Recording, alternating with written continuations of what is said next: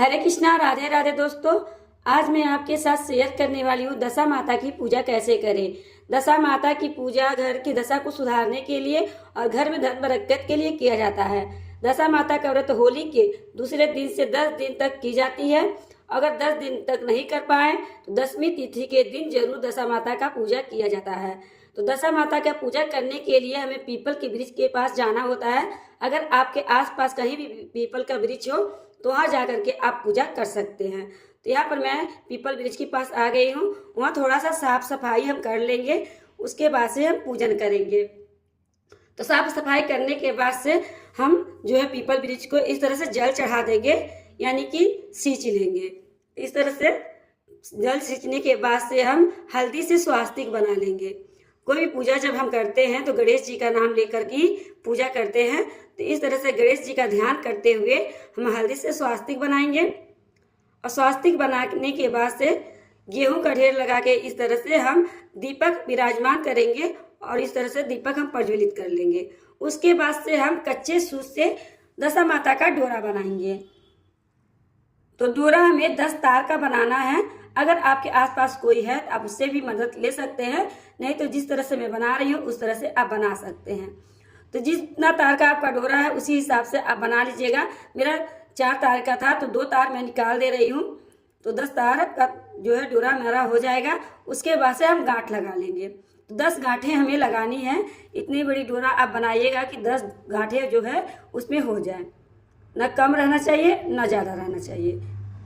तो इस तरह से हम गांठ लगा लेंगे, गिनती कर लेंगे कि कम ज़्यादा ना हो। उसके बाद से हल्दी से हमें रंगना है इसे। तो कोई भी पात्र में थोड़ी सी हल्दी ले लेंगे, उसमें थोड़ा सा पानी डाल करके हम डोरा को रंग लेंगे हल्दी से। और जो भी एक्स्ट्रा हल्दी है उसे हम निकाल देंगे।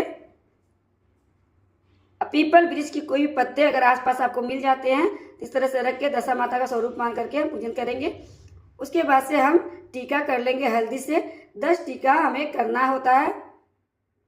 दशा माता की पूजा में 10 अंकों का बहुत ज़्यादा महत्व माना जाता है। तो इस तरह से हम 10 टीका कर लेंगे। दशा माता की पूजा सुबह स्नान आदि करने के बाद से हम पीपल वृक्ष के पास जा करके दशा माता का पूजा करते हैं। और दशा माता की पूजा में हमें नमक नहीं खाना रहता है, मीठा ही खाना रहता है। उसके बाद से हम मेहंदी से तिलक कर लेंगे।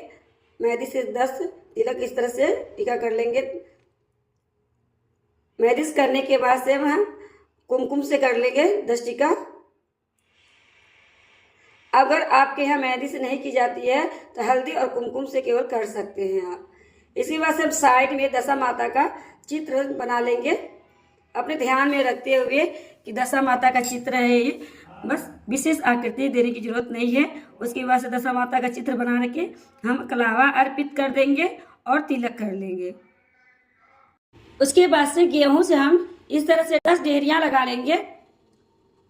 आगे पीछे आप कर सकते हैं लेकिन 10 ढेरियां होना चाहिए।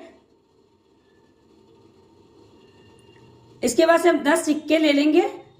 इस तरह से माता को हम 10 सिक्के समर्पित कर देंगे। अगर आपके पास 1 के सिक्के हैं, 2 के सिक्के हैं, जो भी सिक्के हैं वो समर्पित कर सकते हैं। उसके बाद से फूल समर्पित कर देंगे। फूल आपके पास है तो कर दीजिए, नहीं है तो कोई बात नहीं, बिना फूल का भी आप पूजा कर सकते हैं। उसके बाद से आटे से बने हुए गुलगुले हम समर्पित कर देंगे माता को।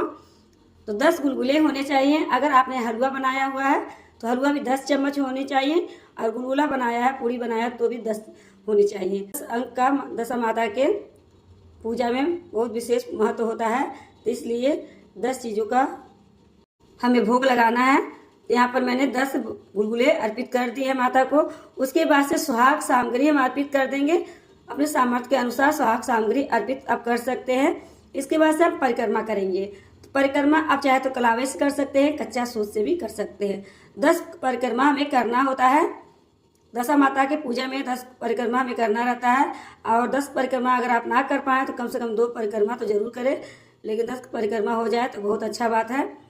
इस तरह से परिक्रमा करने के बाद से जो हम कच्चा सूत या कलावा जो भी है वहाँ पे किनारे ही लगा देंगे इस तरह से, क्योंकि वह तोड़ा नहीं जाता है। अगर आप तोड़ना चाहते हैं तो किसी कुंवारी कन्या से आप तोड़वा सकते हैं।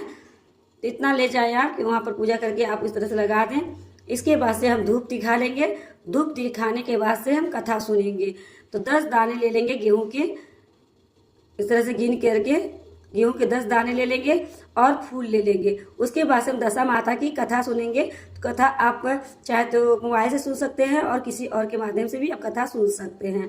कथा सुनने के बाद से फूल और गेहूं है जो दशा माता के चरणों में अर्पित कर देंगे। अर्पित करने के बाद से हम आरती कर लेंगे, बहुत ही प्रेम पूर्वक से आरती करेंगे।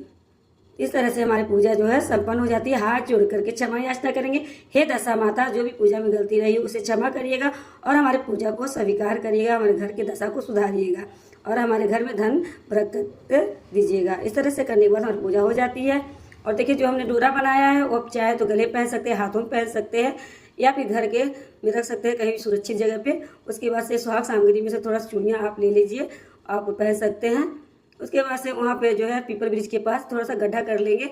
अब पहले साल की जो है डोरा ढक देंगे इस तरह से, पहले साल की डोरा। और इस साल का डोरा है आप हाथों में पहन सकते हैं, गले में पहन सकते हैं या कहीं पर भी आप रख सकते हैं। तो दोस्तों छोटा सा वीडियो आपको कैसा लगा दशा माता पूजा का? अच्छा लगा तो वीडियो को लाइक कर दीजिएगा। चैनल को सब्सक्राइब नहीं किया तो चैनल को सब्सक्राइब कर दीजिएगा। दशा माता की कृपया आप सभी पे सदा ही बनी रहे, आपके घर में धन बरकत की कभी कमी ना हो। इसी कामना के साथ अगले वीडियो में मिलते हैं। राधे राधे।